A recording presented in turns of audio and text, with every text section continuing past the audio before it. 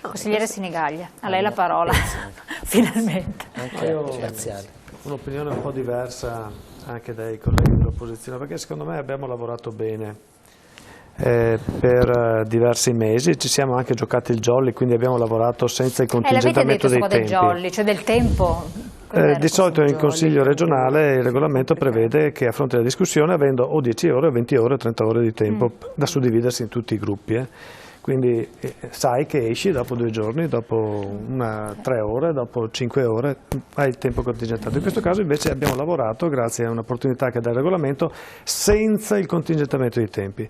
Perché? Perché volevamo migliorare la legge che a nostro giudizio, quando è entrata in aula, aveva bisogno non di ritocchini, ma di essere rivista in maniera anche strutturale. L'abbiamo fatto per l'azienda zero, perché l'azienda zero non è più l'azienda che detta legge alle altre ULSS e alle altre aziende, ma è un'azienda che è ai servizi dei cittadini e delle altre ULSS. Era quello che si criticava all'inizio. Esatto, e quindi non è più chi detta legge, l'accentramento, ma è un'azienda a servizio dei cittadini e delle altre ULSS. Perché? Sono le altre ULSS che dicono cosa c'è bisogno di comprare, quale bando per il personale dobbiamo fare, che selezione dobbiamo fare, l'azienda zero fa. Quello che il comitato dei direttori fa. E chi è che ha introdotto il comitato dei direttori? Siamo stati noi, grazie a una riflessione. Prima volevamo l'agenzia sociosanitaria, non si chiama agenzia sociosanitaria, però abbiamo introdotto alcuni aspetti, alcune proposte che avevamo appunto fatto. E secondo noi il sistema funziona meglio. Poi abbiamo inserito alcuni aspetti importanti e io sono anche contento che Zaia li riconosca, perché effettivamente quando si lavora per la sanità bisogna lavorare bene, perché il diritto alla salute è un diritto alla salute di tutti e deve essere equamente poi portato avanti e in maniera di qualità, come ha sempre fatto la Regione Veneto. E allora noi ci sentivamo la responsabilità di fare questo. Ad esempio l'informatizzazione regionale. Io mi ricordo il piano sociosanitario del 2012 aveva detto regionalizziamo l'informatizzazione.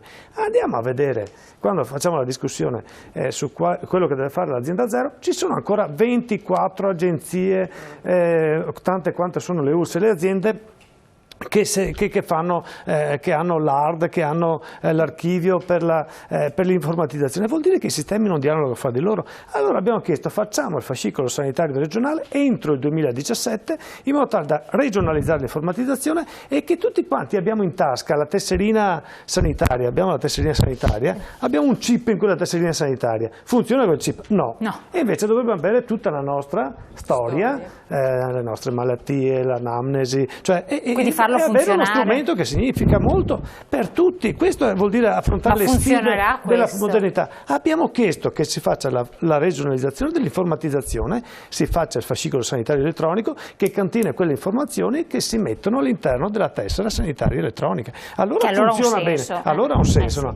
E sono conquiste importanti come quella della riduzione della lista d'attesa che abbiamo voluto, ma abbiamo lavorato assieme su questo e ci siamo trovati d'accordo perché, ripeto, di fronte a una ristrutturazione della sanità che avrà effetti importanti anche per i cittadini, non solo per chi lavora, per chi deve fare gli acquisti, ma anche per i cittadini a mio giudizio.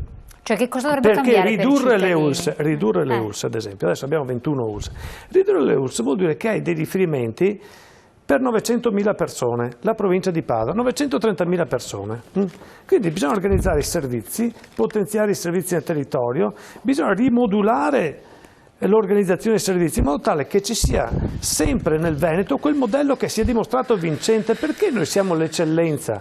Perché abbiamo attivato una trentina di anni fa il modello dell'integrazione sociosanitaria, che vuol dire continuità delle cure, ospedale e territorio, vuol dire avere attenzione al territorio, vuol dire avere il coinvolgimento delle comunità locali, dell'associazionismo, delle cooperative che aprono i centri per i disabili, per i non autosufficienti, delle case di riposo. Cioè c'è questo sistema che funziona perché non solo prestazione sanitaria, sei ammalato, vai in ospedale, hai la prestazione, no, c'è la presa in carico della persona grazie a tutta una serie di protagonisti che fanno sì che il modello sia quello dell'integrazione socio-sanitaria. La persona è ammalata, ma è persona che deve essere presa in carico dal medico di base, perché due sono i punti di riferimento, il medico di base che adesso noi vediamo aggregato in unica struttura, aperto dalle 8 di mattina fino alle 20 di sera, e l'ospedale al momento delle acuzie. In ospedale adesso si sta sempre meno, perché vai dentro un giorno, 2, 3, sempre più si fa in day hospital, sempre più si fa in regime ambulatoriale intervento e sempre più si potenzia l'innovazione tecnologica in ospedale e quindi c'è bisogno di investimenti da questo punto di vista. Allora, è qui che si gioca la sfida. Allora, va bene ridurre le ulcere, ma abbiamo detto attenzione, la presa in carico deve rimanere e quindi potenziamo il ruolo dei sindaci, potenziamo il ruolo del coordinatore sociale, che non c'era all'inizio, perché Zaia presenta questa proposta di legge senza il coordinatore sociale, negando il ruolo delle conferenze dei sindaci. L'abbiamo recuperato, ma dico che l'abbiamo recuperato insieme, perché noi l'abbiamo chiesto, ma l'hanno richiesto anche le conferenze dei sindaci, tutto quel lavoro che quindi diceva adesso c'è. Boroni. Adesso c'è, abbiamo cercato di arrivare a determinati risultati, che sono risultati a mio giudizio importanti. Fate cosa, non capisco la battuta sul CUP.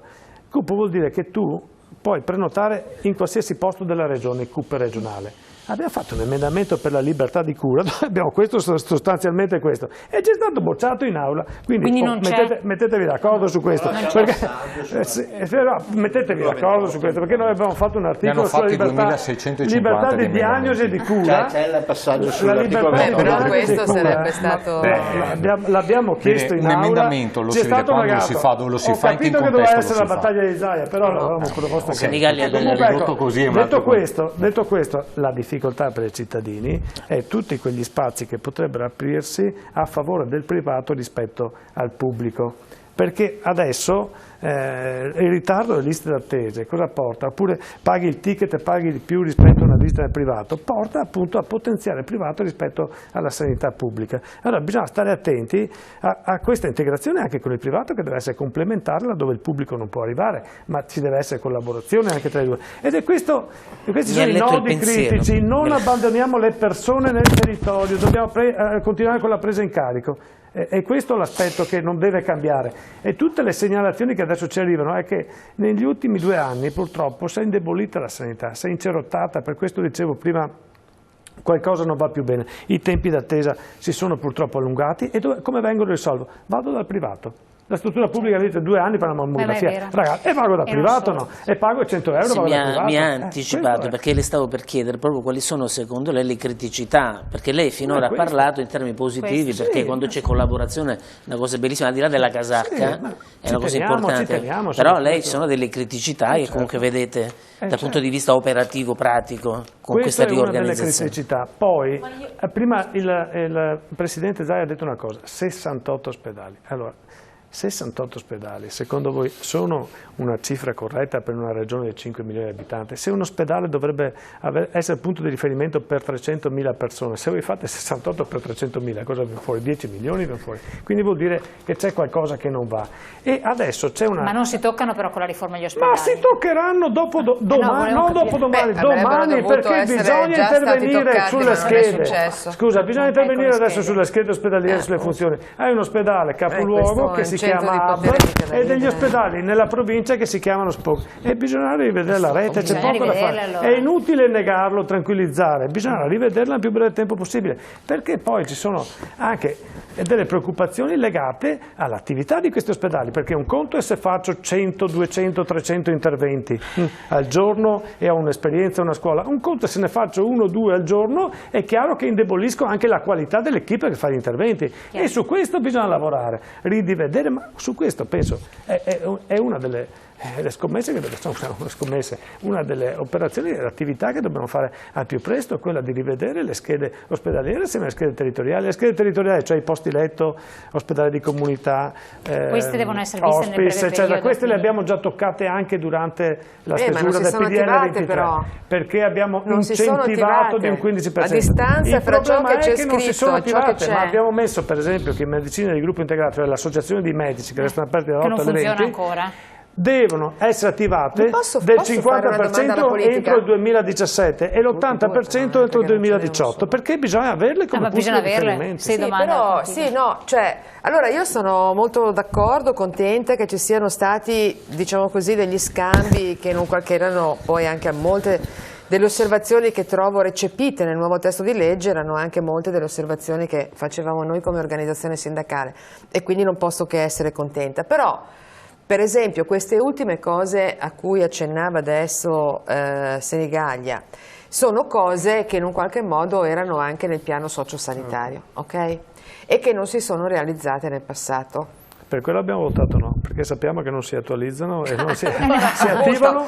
Allora, guarda, Camilla ha appena finito di fare un po' di ricerche, perché lei per mestiere fa la ricercatrice, precaria ricercatrice, giovane, cioè prototipo proprio dell'italiano medio. Esattamente, laureata. Cioè. Con i voucher? No. No, che voucher, no, assolutamente no, per fortuna almeno quello. Allora, due cose. La prima, una che ha fatto guardando in particolare un territorio, che è il territorio di Treviso, poi lo dirà lei. Io cenno solo e dico che è uno dei territori che sono più attivi nel rapporto anche di confronto con le istituzioni, fra organizzazioni sindacali, cioè è molto attivo, ecco. E si fanno un sacco di riunioni, convegni, eccetera, eccetera. E lì risulta abisso. No? Un abisso anche semplicemente con l'azienda, con diciamo l'ex azienda sanitaria di Vicenza, quella da cui proviene per esempio Mantovan, dove lì il 90% sono medici, ci sono le aggregazioni dei medici di medicina generale integrata, dove noi non ce l'abbiamo nel piano sociosanitario, ma in ragione della riorganizzazione della rete ospedaliera si sono fatte le case della salute.